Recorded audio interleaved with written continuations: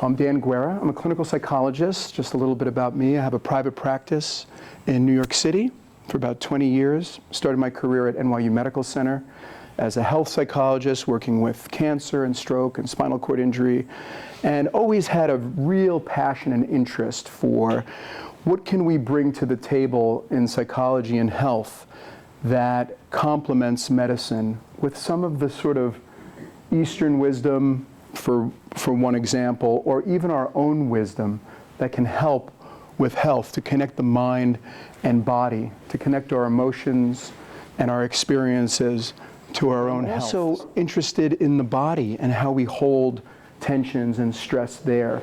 And that's why I'll have us getting up and moving and considering how the body operates with stress and trauma and helping us feel safe. What areas of your work, or maybe even your personal life, does that operate? How do we establish safety in ourselves, in others? Where does it come from? What does it even mean? I think it has to do with threat, whether that's perceived or real. Yes, we've removed ourselves from face-to-face interaction, and it's that issue we're all dealing with, how technology can be so helpful and useful, and we would never want to eradicate it, and at the same time it can cause difficulties. And it's actually changing our brains in some ways and our ability to connect. An external threat, let's say litigious issues as an example, one example. Somewhere in there might be work-life balance. We've addressed technological demand and changes, stress, of course.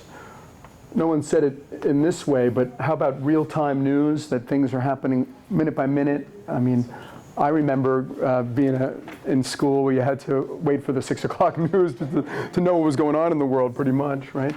And of course, parent expectations. Also, apathy can be, one form of that can be a freezing when somebody's feeling overwhelmed or traumatized, which what might look like apathy might be just the body and the brain shutting down in moments when there's that threat. And I also like to say, which might feel a little uncomfortable, is that we're all on the continuum somewhere at different points in our life. And hopefully it's been manageable during that course. We can relate to it. It's got face validity, stress and anxiety. So when we're talking about stress, I think this real simple idea is really important. We have external sources of stress.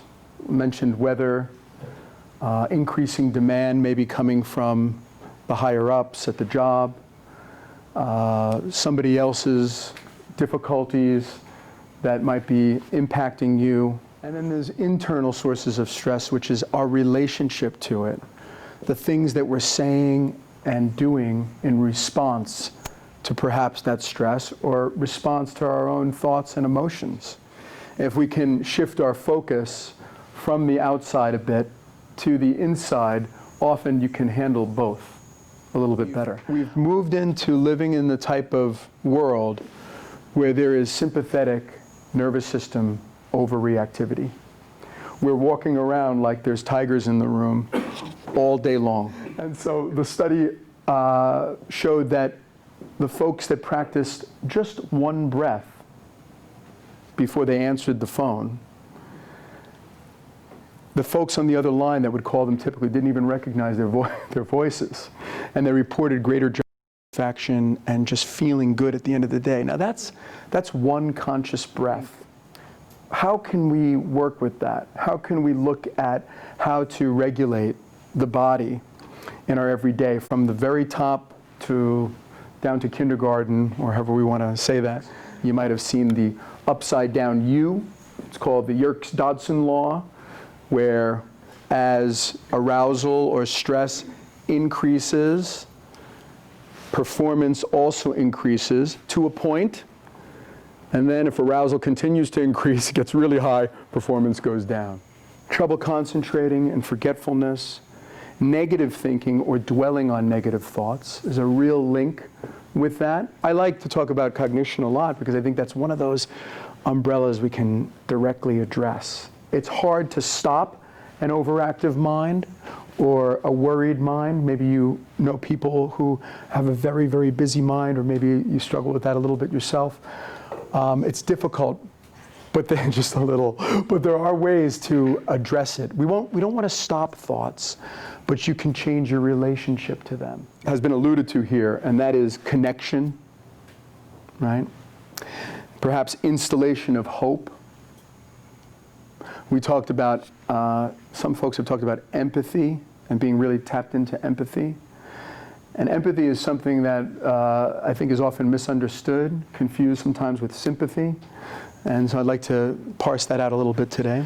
Trauma is not what happens, actually. It's what doesn't happen afterward.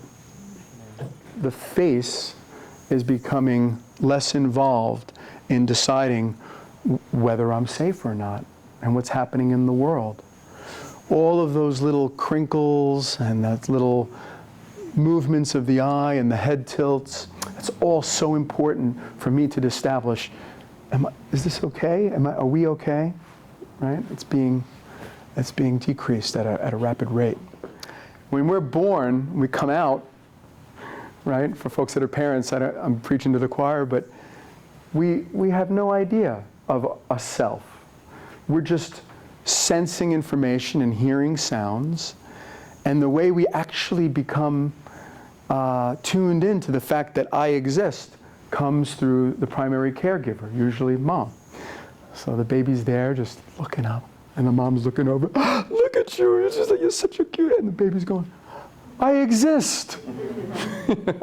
We can somehow include moments of students feeling seen, despite what else is ever going on in their life. I'm not talking about wiping out all problems or erasing trauma. I'm just talking about a validation, that one kid who's maybe feeling so isolated or disconnected that their world is completely alone. If they can have a moment of being seen, might it? Am I crazy to think that maybe somehow that could tip the iceberg and not tip the iceberg, maybe the tipping point in terms of like deciding to react violently or not? I just keep thinking about that. So it's a great example. If things go well, luckily we develop a frontal cortex that begins to communicate with that. But when there's early childhood trauma, that avenue gets disconnected. And that's why it's very hard to talk yourself out of trauma. Whereas if you didn't have that trauma, you might be able to reason out situations, even, you know that was then and this is now, and you can start to manage some of what happened to you. But somehow with trauma, the frontal lobe goes offline. It still develops because we have chronology, it's still growing, there's biology, but that connection is disrupted. Emotional focus, so we can focus on the emotional undertones of what's happening in a conversation rather than punishment versus reward behaviors or kind of conceptualization. All good motivation is self-motivation, that we really can't, at the end of the day, motivate others. We might be able to work on and create an environment that helps a person thrive and move into their own self-motivation. So if you want to split hairs on that, that might be a kind of an indirect form. But we really can't motivate people. Even higher salaries doesn't tend to motivate people. Everyone will take it. Who doesn't want more money? It's not really the thing. Having a voice, though, has been shown to be a real critical factor in engagement with people in their workplace, being able to have a voice. However you are emotionally is okay. I think we do a lot of suppressing emotions, trying to fix them, trying to justify them. And if we can just create a little space in ourselves and in others to have our feelings, that doesn't mean we get to act out on them in any way that we want. There's a difference between saying I'm angry with you and throwing this at you, right? So we all know that. But I just like that idea of just making feelings okay.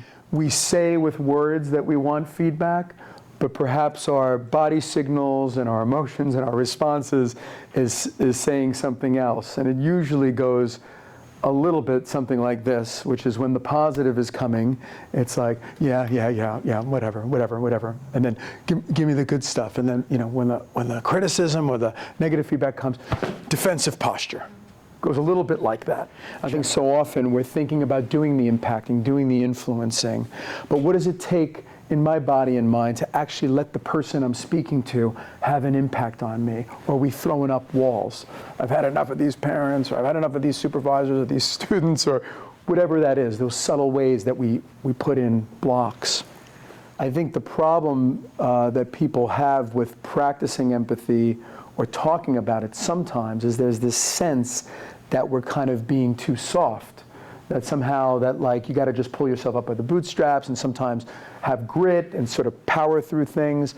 But I think what's not recognized is that it's such an important and powerful skill to have empathy. It actually drives things home in very powerful ways in whatever level we are in life, because it's being able to very tune in. It's an important leadership skill in tuning in about what's happening in relationships. And at the end of the day, whether we're making cars or widgets or we're producing healthy students, intellectual students, it's about relationships, I think. It's about people. So these are 4 points of concentration. You can notice the breath coming in and the sensation of how that feels as it comes in. And the pause, and the exhale, and then the pause between exhale and inhale. If you notice that the thoughts are distracting you so that you're no longer focused on the breath, you can just gently allow those thoughts to come and go and return your focus to the next breath, wherever it may be. Some of us walk around with very, very hard and rigid boundaries. If the wall is really, really hard, you might not get a lot of the bad stuff, but you're also perhaps not getting some of the good stuff. In part, we really train people on how to treat us. This is the realm of interpersonal boundaries. So we have level 1 listening, which we're all generally pretty good at. What I call level 1 listening is this idea that you and I are in a conversation, you're talking, I'm nodding my head, so there's some kind of hearing going on, but mostly I'm just thinking about what I want to say. This is level 1 listening, right? There's the facade or the appearance that I might be listening, but I'm really not. Sounds coming in, I'm really actively somewhere else. Level 2 listening is a little bit better, and that gets involved with me paying attention to the actual words you're saying and doing a good job without feeling too awkward of repeating them back so I can understand if I'm on or not. So level 3 listening takes it even a little bit further to pay attention, yes, to what's being said in the moment, being able to paraphrase that and give it back, but also paying attention to the body language and the emotion and the tone and maybe the things that are not being said.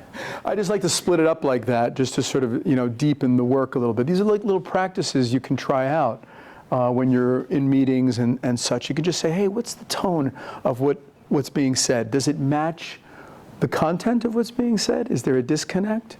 You don't have to solve it, but you can just practice with yourself. And certainly the paraphrasing bit is really, really helpful in personal relationships, in family. At first it'll feel a little bit awkward and contrived, but once you get skilled at it, it can really help a person feel heard.